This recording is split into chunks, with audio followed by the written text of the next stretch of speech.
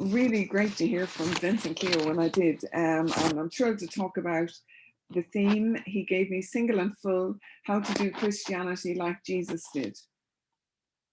So just to introduce myself a little bit more, my name is Jennifer. I'm single. I've never been married. I have been in love. I have thought I think I'm going to get married. And then I've been through that journey of, oh, actually, no, I'm not. And that sort of sharpness of pain of readjusting and realizing, actually, I'm single again. And then just journeying through that whole place with the Lord. But it is true. I don't think I was preaching on singleness when Vince heard me, because to my knowledge, I never have. But it is true that I feel very full. I feel genuinely joyful, and yeah, I mean that's just life in the Lord. I'm conscious today. I'm speaking to lots of people. Well, everybody pretty much I don't know, and we're all at different life stages. Some of you may be, well, some of you are married, some of you are single, some maybe have lost spouses, I don't know, or divorced. And I can't say I've walked those roads. So I'm just speaking from my own heart, my own journey, and from what Jesus put on my heart today. But I pray that it will be helpful for you all. So where do I start talking about singleness and being full? I think the first thing I want to say is God's design is for all of us to be in relationship. And I mean, it's so obvious, isn't it? The Trinity, God is in relationship, God the Father, Son, and Holy Spirit. And there's this beautiful dance between them. And then you know the story, but God decides, I'm fully complete in the Trinity, but actually I want to relate to creation. I'm going to make humans in my image. And so he wanted more relationships. So he creates humankind. And you know the story, Adam and God are in the garden, and there's this lovely relationship that God walks every day with Adam in the garden. But isn't it interesting that even though there was no sin in the world, that Adam had perfect relationship with God as much as one could have, God still saw that something was missing for Adam. He needed someone of his own kind to relate to. And so he saw it wasn't good for him to be alone, and he makes woman. So very interesting that we need humans and we need God. And then the story goes on. Sin came into the world, and that wonderful relationship with God was broken. But God had a plan to send Jesus, his son, so that that could be remedied, so we could come back into relationship with God. And that's you and I now. I love that Jesus said, I came that they might have life and have it to the full. See, we need to really get that from the get-go, that a fullness of life for us as humans is in Jesus. And the many wonderful things that God gives us are gifts, to be sure, but life is in him. First Jesus, and then everything else that comes. So how to be single and full? And that's a great string of words. But what I'm going to say first could also be applied to how to be married and full. It's the very same thing. The first thing I would say that we all need to do, and that I've certainly intentionally done in my own life, is to cultivate intimacy with Jesus. That's where it has to begin. I love that Psalm 63 says, all your longings will be fulfilled as with fat and rich foods. So that's the Bible from the get-go, where God is saying, no matter how hungry you are for me, I will fulfill all your longings, not just with snacks, but with gourmet food, with fat and rich food.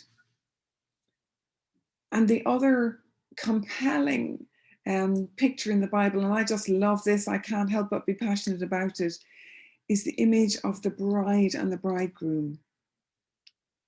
Jesus is the bridegroom, and we, his people, are the bride. And he's coming back for a bride that's pure, spotless, and we are going to be married to Jesus in eternal, intimate union. Wow. If you want to get a sense of that image more, no better place to look than the Song of Songs. If you haven't ever read it, it's short, it's only 8 chapters, but it's this beautiful picture of the lover, which is Jesus, and his love for the beloved.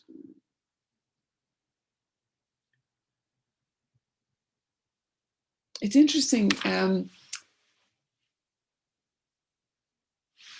sometimes hear Christians talk about becoming a little bit burnt out and less on fire for Jesus, with love for Jesus. And I'm just going to be honest, I don't get it.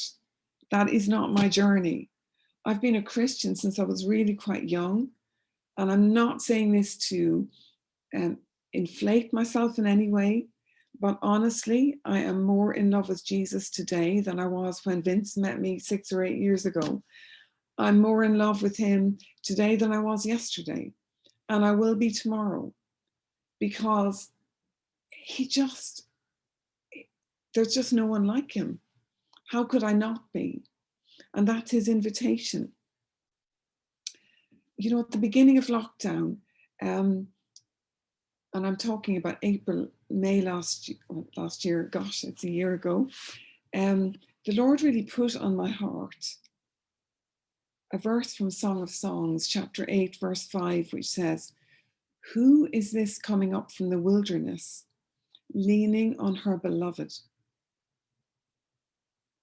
And it was as if the Lord said, "This is your frame for this time." Probably like many of you, I thought it was going to be 3 months max. We'd all just have this little incubation and then life would resume. Clearly, I got that wrong. But that was the invitation.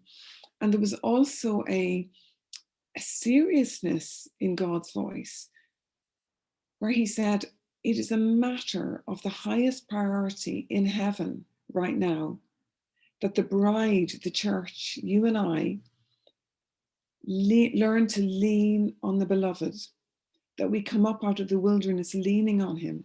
So I dug into this a little bit more. And just imagine you're leaning on someone right now. Just with your right arm, you're leaning on someone. Well, the first obvious thing is you're in physical contact with them. And if they move to the right, you're going to have to tug away not to follow them. And if you want to go to the left, you're going to have to pull them with you if you're going to go with them. So there's that physical proximity, and that was the invitation of Jesus. The other thing to think about is if you're leaning on someone, you hear everything they say.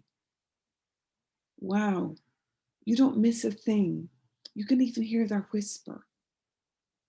You can even go deeper. You can sense their mood when they don't say a thing. I'm not married, as I've said, but I guess all the married people here will know. You know if your partner is feeling different. They don't have to say anything, but you just know them that well that you can sense that change. Well, that's what Jesus is inviting us to. You can also hear everything he says. So you can see him, you can hear him, you can sense him, and you can feel him. That is a whole new level of knowing Jesus. And one day, back in May, I remember I was praying on this, and I just started to cry. And I didn't know how long lockdown was going to be, but God just said, this is such a high priority in my heart right now, that the lover moves to that place of leaning constantly, or the beloved, on the Lord. And I just started crying, and I said, Lord, please do not let me leave lockdown not leaning on you. And that's an invitation for all of us. And you may be thinking, well, good for you, you've had that experience of God. but I don't sense him in that way. I don't, and we are all individuals with God. My walk with him is not yours, and yours isn't mine. But the Bible promises that God is a rewarder of those who diligently seek him. So I promise you that if you go after God, if you set your heart in that inward gaze to know him more deeply, you will not be disappointed, because God does not lie. And I've had times in my life of really busy, I'm based in London, of busy jobs in the city. And it's been so hard to find time. But you just work with your lifestyle. You work with what works. And if you don't know what works, take some time to ask God. But there is always a way to pursue the love. Oh, there's nothing more worthy than the King of Kings. And I'm not ashamed to say my richest and my most wonderful and my highest life's pursuit is Jesus. And I'm not saying I've got anywhere. I just love him. And there's nowhere safer. There's nowhere deeper. Nothing else in life will fill you as he does. I've never been married, but even I know that being married won't trump time with Jesus. I don't have children, but I know having a family won't trump my life in Jesus. And they're great gifts from him. But career, money, nothing will fix that or fill that place.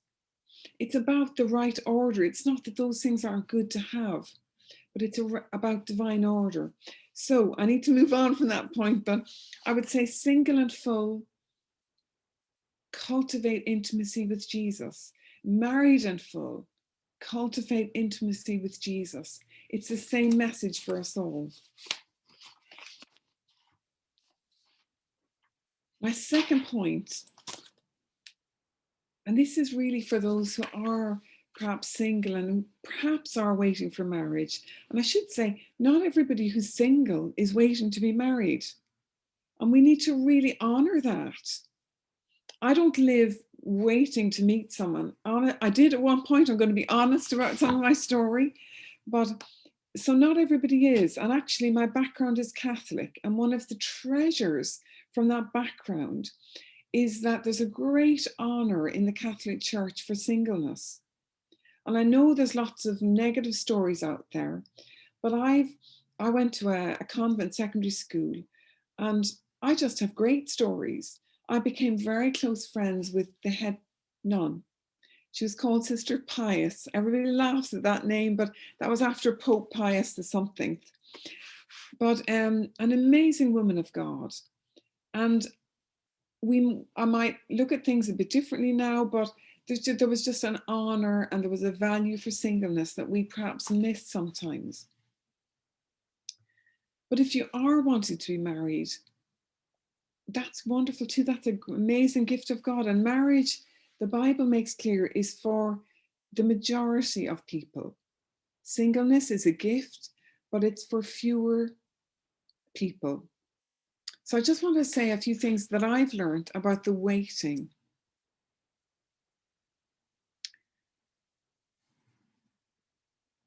I've learned first and foremost, and I learned the hard way, don't fixate on what you don't have. And this could go for any other subject actually.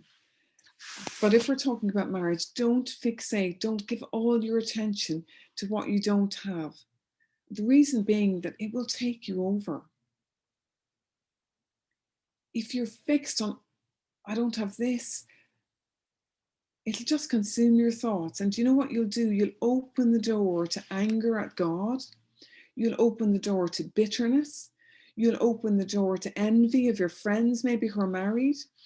You'll open the door to lots of negative stuff. I did it, so I'm telling you, don't go there. It's not a good idea. And the Bible actually tells us not to. Jesus said, seek first the kingdom and its righteousness, and all things will be given. See, there's a right order, there's a divine order. And I would say, if you'd love to be married, and that's so good, it's so important to be real with God and to, pray and get friends to pray with you. But there's a place where you need to say, right, God, I'm giving that to you. And now I'm fixing my eyes on you.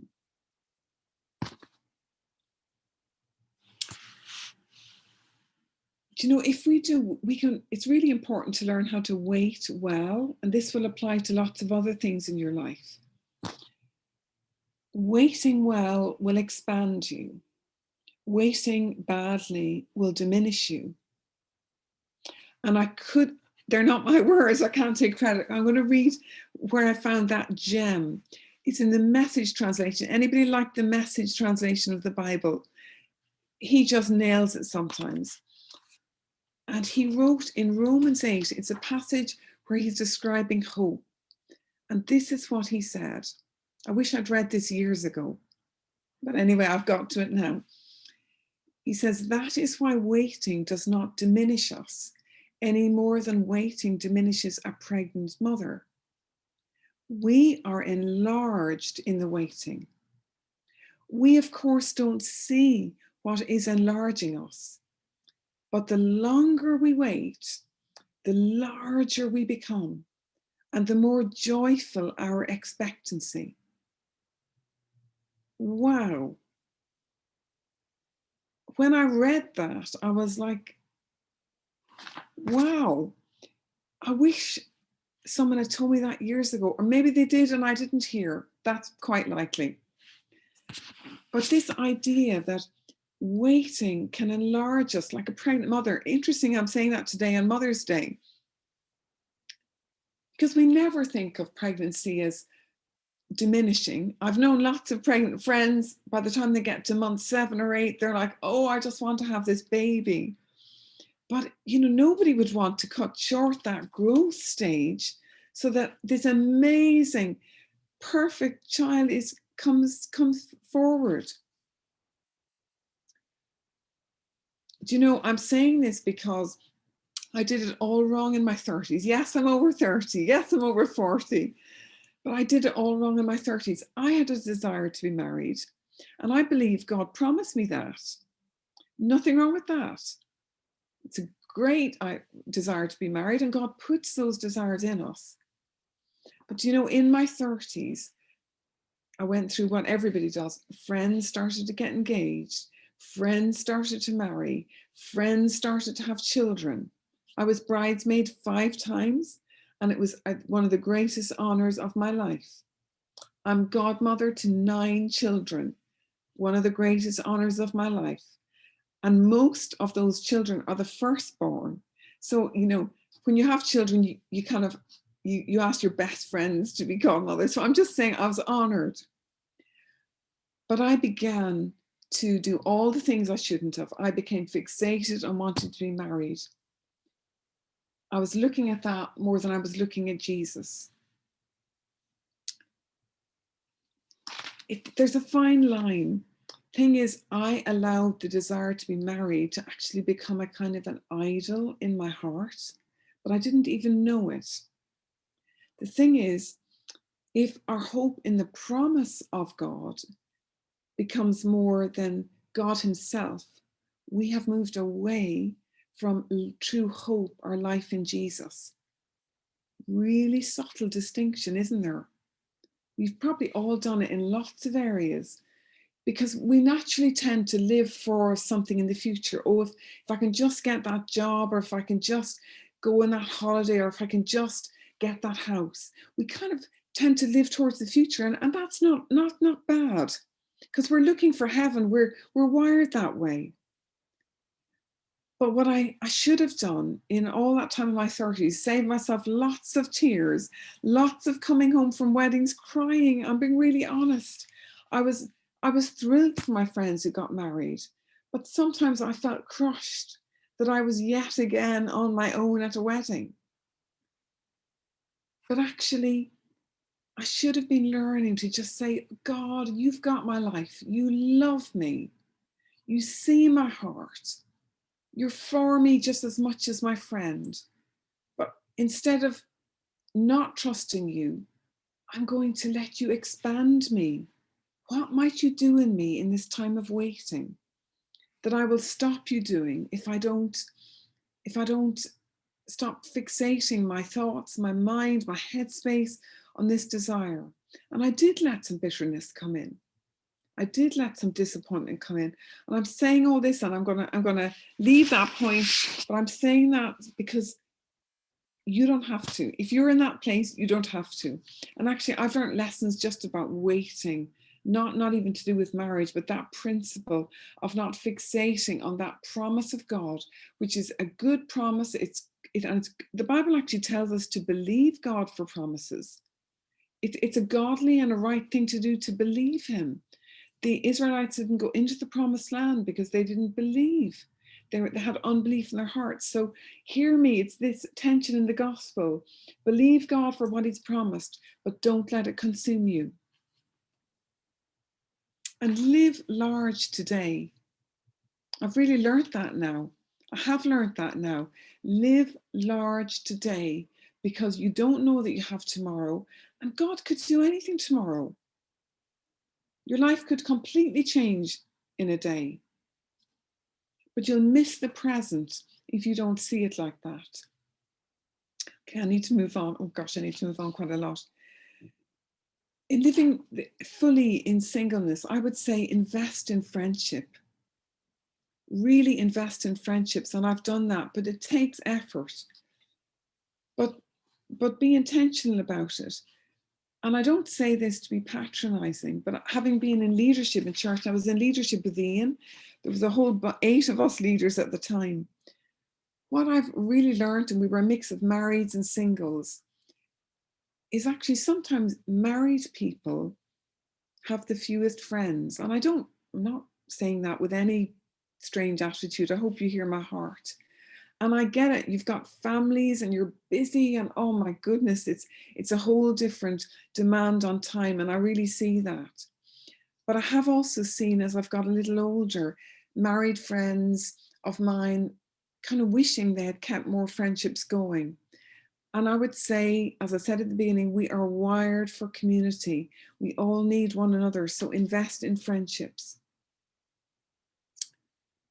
Kill the lie that life will only be complete if you're married. You know, you may be single and having been divorced, and that's, again, a road I've not walked on. And that's painful. But life isn't complete through a person. I've got close friends. I know that I can have amazing times with friends, but they don't complete me in the way that Jesus does. Let our example be Jesus, who was single, and he was the happiest man who ever lived. How do I know that?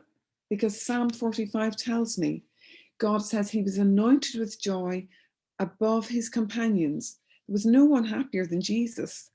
And yet look at the wholeness of his life. He had 12 really good friends in the apostles, but 3 extra special friends. That's about as much as any of us can manage. 3 really close friends. He welcomed children into his life. He made sure he was intergenerational. He welcomed children. He honored the elders. We know that in his agony on the cross, he said, John, look after my mum. His life was intergenerational. And if anybody was a social animal, it was Jesus. He was always at dinner parties. But he always took time to seek the Father and steal away. He did what I said at the beginning. He put pursuit of God first. And he was God. How incredible is that? But there's a fullness and a roundness and a wholeness to his life, which we can all learn from. Having said that, just to repeat, the Bible makes clear marriage is God's design. The Bible begins with the wedding in Adam and Eve.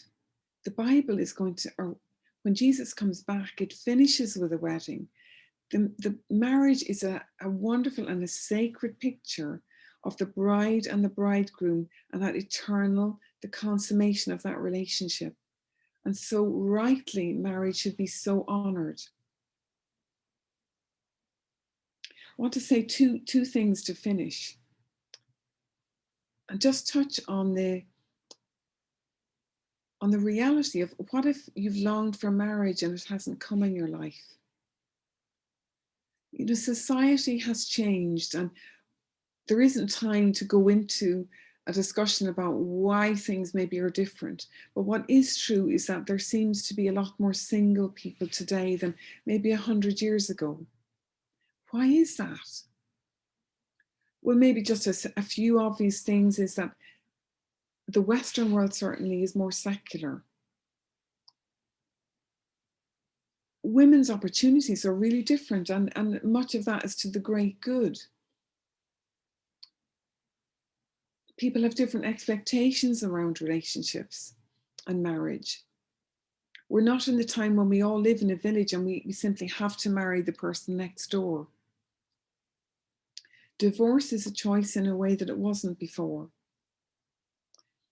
Perhaps there are fewer Christian men. In fact, not perhaps, there are. Again, I'm talking about the West. And that's a whole separate discussion, but that's a background into which I speak. And so if you're at a stage in life and you think, I really wanted to be married, but I'm not. Something I've asked myself, am I a failure or am I less than because I'm not married? And I want to say really loudly, no, that's just a lie. Because my value is in Jesus. I am really beautiful. I am really valuable. I am really loved because God the Father decided allowing his son to be tortured to death was worth it to get me. And when I say, I've said that sometimes to people before, I'm really beautiful. Actually, I struggle a little bit with my own self-esteem, but that's true for every single person I'm looking at right now. In heaven's eyes, you are stunning. You are worth the the most precious thing in God. And so your value isn't because you're married. Your value isn't because you're not married. Your value is because you're in Jesus. And God gave the most costly gift for you. I want to say too that God is the Redeemer. He restores the years the locusts have eaten. We live in a unique economy. I just love that. It just makes me really excited. You know, we're not in the Western economy. We're not just in the world economy. We're not in the British economy, or in my case, the Irish economy. We are in heaven's economy, which is bonkers. It's like Narnia land, where God can restore things that in natural terms couldn't ever happen. He can restore the years the locusts have eaten. I don't know how he does it. So it's not over, is what I'm saying. Wherever you are in life, it's not over. I mean, I might still get married. I might not. But my fullness of life is in Jesus. I guess I'm trying to say, live large now. Live large now. Live your best life now. My last point is really a message to the whole of the church. Because we need one another. And I want to say that we are all part of one another. You married folk need the singles. And we single folk need you married. I've been so blessed by my married friends. And may I say, and I hope you hear my heart, may I say that I think somewhat the obligation is on the marrieds at times to reach out to singles, because as a single person, it can be harder to push into a group and harder to feel welcome. But perhaps it's the twos and the threes and the fours who could say to the one, why don't you join us? It can be hard to do that. And I'm saying that in that vein. When I first came to London, I was working as a solicitor and I didn't know anyone. And I came across a lovely couple who I met them, I think, in an Alpha course. And they had two very tiny little boys. And I really hit it off with them. And I don't know why, I decided to offer to babysit for 10 Fridays. That was the deal. I didn't know them well. If they would trust me to babysit, I would babysit for 10 Fridays. They could go out. They were desperate for some time in their own. And what a lovely thing to be able to do for a young married couple that hasn't got a minute to themselves. But the blessing to me was amazing because I got to hang out with their little boys. Oh, they were so gorgeous. They were edible almost. And for me, it was a lovely way of feeling like part of a family. God says he sets the lonely in families. And that relationship is gone. And they're among my best friends now. And the boys are like 19, 20. But I received beautifully from them, and they received from me, got a little bit of space as a couple. See, we need each other. What if we could learn to do community in a new way in church? Because I think we talk about it a lot, but we don't really live it a lot. There's a lot of single people in my church. We meet kind of in this type of forum. There's a lot of couples in the church. But we're often not feeling able to be as vulnerable as we should be. When I went to bed last night, Vince, if you need to cut me off, you by all means, please tell me. I'm nearly finished. I'm okay. Yeah. Thumbs up. Doing great. We're loving it. Oh, bless you. Thank you. I'm nearly finished. So just before I went to bed last night, I really prayed about what I was going to share. And I said, God, if you want to speak to me during the night, please do. I had a dream. I don't know what you think about dreams, but the Bible is full of God speaking to people in dreams. And I knew this dream was for this morning because I'd never have thought of this. But in the dream, I saw myself reaching for a vinyl record, you know, those old vinyl records. And I could see clearly the song written on this big vinyl record was Only the Lonely. I had to look it up this morning, but I knew it was by Roy Orbison. I've had to write it down. Anybody know anything about him? He wrote for Elvis. Oh, somebody's saying thumbs up. I think around the 60s or something. So I played it this morning. But obviously the Lord wanted me to look up the words. So the title of the song was Only the Lonely. So woke up, had a look straight away. And have a look at the lyrics if you want, but it's about feeling lonely. And I just sense the Lord is saying to us this morning that maybe some of us are really, if we're honest, are feeling lonely. I know you can be lonely in marriage. And I guess there's times I feel lonely. And it's okay. It's okay. It's normal. It's actually healthy. And it's great to just be able to say it to one another.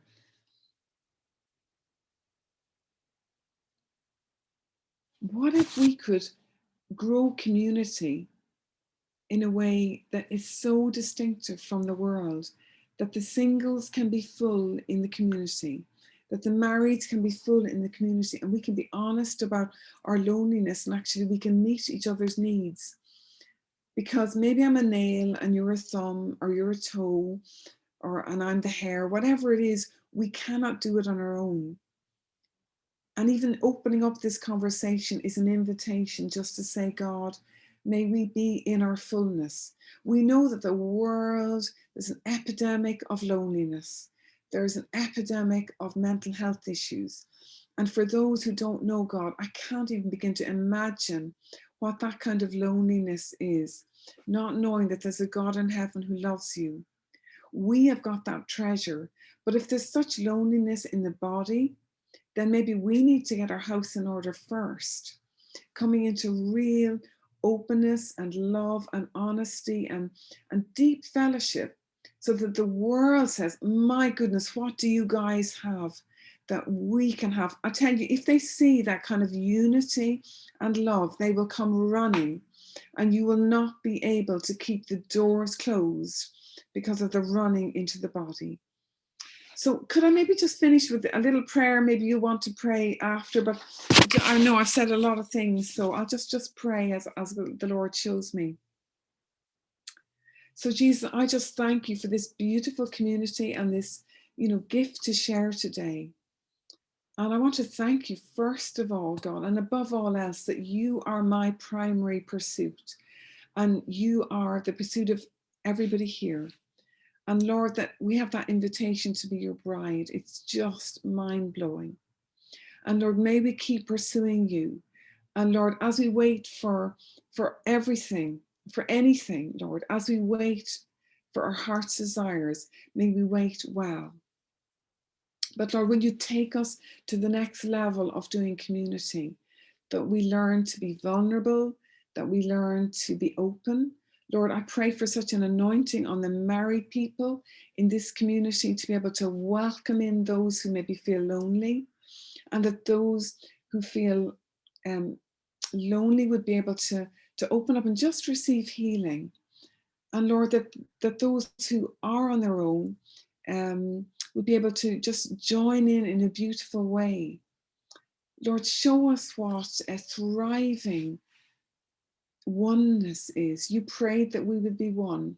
Lord, may we model that, and would you anoint this church right today, Lord, to birth something new in community, that the world would come running and say, what do you have that will heal us? In Jesus' name. And Lord, I just bless everyone for listening, and thank you so much.